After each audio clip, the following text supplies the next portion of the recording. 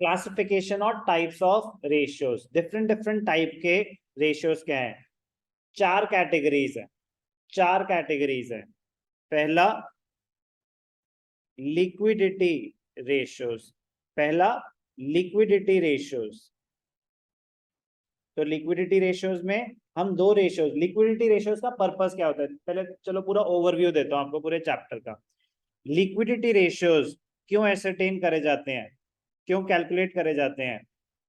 To ascertain the short term financial position, to ascertain the short term financial position of the business entity, short term financial position of the business entity. Short term में company के पास sufficient funds हैं कि नहीं है अपनी liabilities meet करने के लिए शॉर्ट टर्म में। तो लिक्विडिटी रेशियोज का पर्पस क्या है? To ascertain the short term financial position, कि इमीडिएटली अगर आपको अपनी लाइबिलिटीज पे करने के तो आपके पास आप लिक्विड हो कि नहीं हो। लिक्विड मतलब do you have the sufficient money to repay your current liabilities और नॉट, इमीडिएट लाइबिलिटीज क्लियर करने के लिए सफिशिएंट फंड्स है कि नहीं है। तो लिक्विडिटी रेशियोज में हम दो रेशियो सीखेंगे, एक करंट रेशियो और एक क्विक रेशियो। मैं भी आपको सिर्फ और सिर्फ नाम बता रहा हूं और जनरल इंट्रोडक्शन दे रहा हूं, हम सब एक एक करके करने वाले हैं। तो क्लासिफिकेशन में पहली classification liquidity ratios, purpose clear है? Short term financial position ascertain करना। दूसरी कैटेगरी है सॉल्वेंसी रेशियोज। दूसरी कैटेगरी क्या है? Solvency ratios. सॉल्वेंसी रेशियोज का पर्पस क्या है? To ascertain the to ascertain the long term to ascertain the long term financial position, to ascertain the long term financial position of the business entity। Long term liabilities पे करने के लिए आपके पास sufficient funds है कि नहीं है, तो दोनों चीजें चेक करने की जरूरत होती है। एक तो immediate short term financial position कैसी है, कह रहे अभी तो थोड़ा टाइट है बट लॉन्ग टर्म में कोई टेंशन नहीं है, तो आपका डर नहीं है।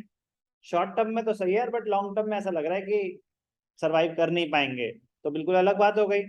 दोनों इंपॉर्टेंट है। तो अगर शॉर्ट टर्म स्ट्रॉन्ग है तो क्या कोई बात नहीं, 3 महीने मनी इन्वेस्टेड रहने दो।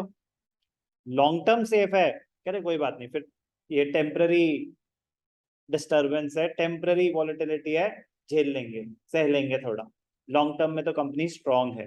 होता ना कि कभी कोई मतलब जैसे कोविड में आया कि कुछ एकदम से शेयर के प्राइसेस गिर गए, या फॉर एग्जांपल अभी इन्फ्लेशन में एकदम से शेयर के प्राइसेस गिर रहे हैं, जो भी चीजें हो रही हैं पॉलिटिकल वॉर की वजह से, कह रहे यार ठीक है प्रॉब्लम है, डिस्टर्बेंस है, बट कुछ कंपनीज दिख रही है इंडिया में कि इनका लॉन्ग टर्म पोजिशन स्ट्रांग है।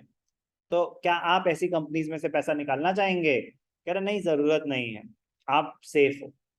तो शॉर्ट टर्म पोजीशन और लॉन्ग टर्म पोजीशन में फर्क होता है, बात समझ आ गई? सॉल्वेंसी रेशियोज का पर्पस होता है to ascertain the long term financial position of the business entity. इसमें हम क्या क्या निकालेंगे? इसमें हम निकालेंगे debt equity ratio, debt equity ratio, और क्या निकालेंगे? Total assets to debt ratio. Total assets debt ratio भी निकाल सकते हैं, debt to total assets ratio भी निकाल सकते हैं, दोनों अलग होंगे बट डिफरेंट डिफरेंट यूजेस होते हैं। एक होता है प्रोप्राइटरी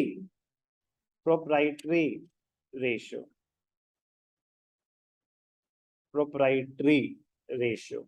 एक होता है इंटरेस्ट कवरेज रेशियो। तो ये सब क्या है? Long term financial position. Long term financial position ascertain करने के लिए कि लॉन्ग टर्म में कंपनी के पास सफिशिएंट फंड्स हैं कि नहीं है। नेक्स्ट कैटेगरी अभी हम क्या कर रहे हैं? Classification of ratios. Next category में क्या आ जाएगा? एक्टिविटी और टर्नओवर रेशियोज। नेक्स्ट कैटेगरी क्या होती है? एक्टिविटी और turnover ratios.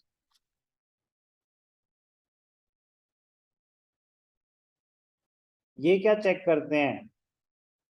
Efficiency of various operations, efficiency of various operations और departments. डिफरेंट डिपार्टमेंट्स की एफिशिएंसी चेक कर रहे हैं. कह रहे मतलब एक होता है इन्वेंट्री टर्नओवर रेशियो, इन्वेंट्री, इसको स्टॉक टर्नओवर रेशियो भी बोला जाता है. इन्वेंट्री और स्टॉक टर्नओवर रेशियो. तो इन्वेंट्री टर्नओवर रेशियो ये असरटेन करता है कि आपका स्टॉक कितनी जल्दी रोटेट होता है. कितनी जल्दी रोटेट होता है मतलब आज आपने सामान खरीदा तो कितने टाइम में आप इसको बेच देंगे, कितनी बार एक साल में स्टॉक को रोटेट करेंगे. तो आपकी क्या एफिशिएंसी चेक हो रही है? Efficiency of the speed with which the stock is being rotated.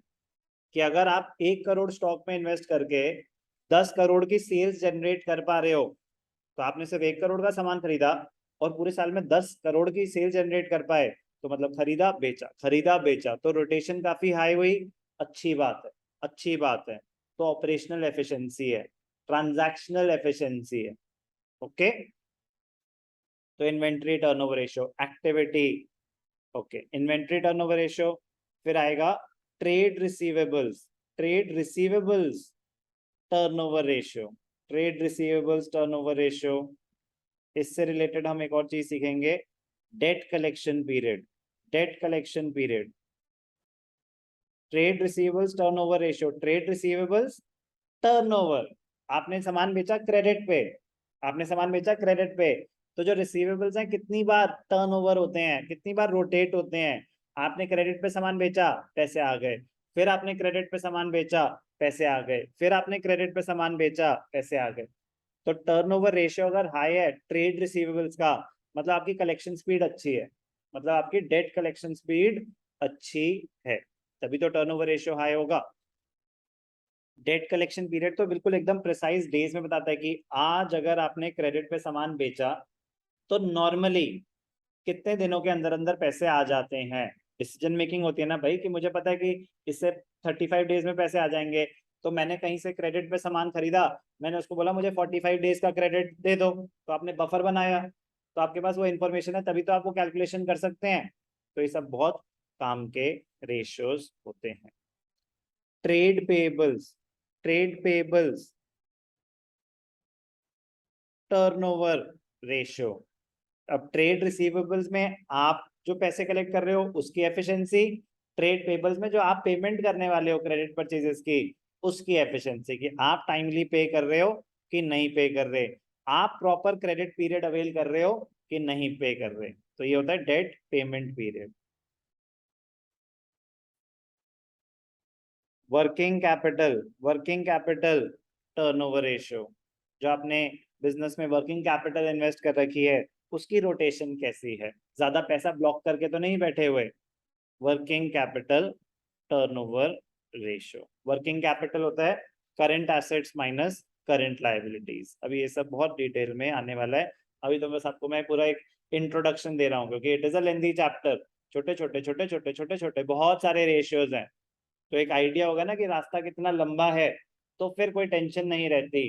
चाहे जितना मर्जी टाइम लगे, आप बार बार ये नहीं और कितना बचा है और कितना बचा है. तो आज आपको पूरा रास्ता दिखाया जाएगा और स्टार्ट भी हो जाएगी जर्नी. दोनों चीजें आज. थर्ड इज एक्टिविटी और turnover ratios, various operational efficiencies, debt collecting efficiency, debt payment efficiency, stock rotation efficiency, कि पैसा हमने ज्यादा ब्लॉक तो नहीं किया हुआ. क्योंकि अगर आपका इन्वेंट्री टर्नओवर रेशियो लो है, इसका मतलब स्टॉक ज्यादा रोटेट नहीं हो रहा, आप ज्यादा पैसे ब्लॉक करके बैठे हो, इतना स्टॉक फिर मेंटेन करने की जरूरत ही नहीं थी, कम पैसे ब्लॉक करते. थर्ड कैटेगरी थी, लास्ट कैटेगरी है, 4 कैटेगरीज हैं टोटल. लास्ट कैटेगरी है profitability ratios, profitability ratios. Profitability ratios में बहुत सारे रेशियोज हैं. पहला ग्रॉस प्रॉफिट रेशियो,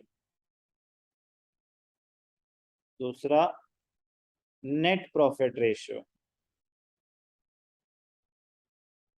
तीसरा ऑपरेटिंग रेशियो, चौथा ऑपरेटिंग प्रॉफिट रेशियो,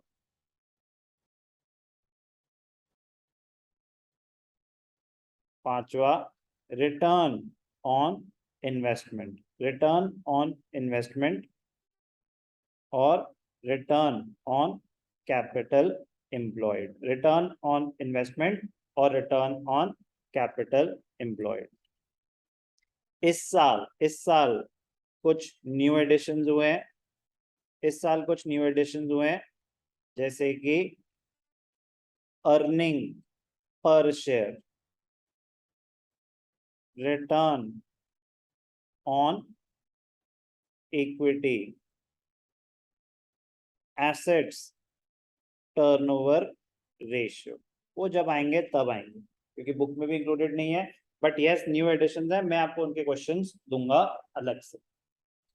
पहले जो है वो करेंगे, but this is also in course included this year, तो वो मैं आपको कराऊंगा, बट पहले जितना बुक में है उसको हम कवर कर लेंगे। क्लासिफिकेशन, पहला क्या है, लिक्विडिटी। लिक्विडिटी का पर्पस क्या है, शॉर्ट टर्म। लिक्विडिटी का पर्पस क्या है, short term financial position ascertain करना, कि शॉर्ट टर्म में हमारी कंपनी साउंड है कि नहीं है फाइनेंशियली।